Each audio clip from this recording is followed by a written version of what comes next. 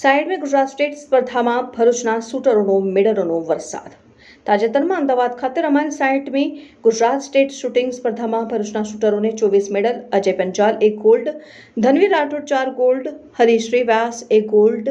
Aditi Rajeshwari 2 gold, 2 bronze, Khushi Chudasama 2 bronze, SK Rusitha Silva 2 silver 1 bronze, Vandan Gandhi 1 silver 2 bronze, Manvir Rana 1 silver,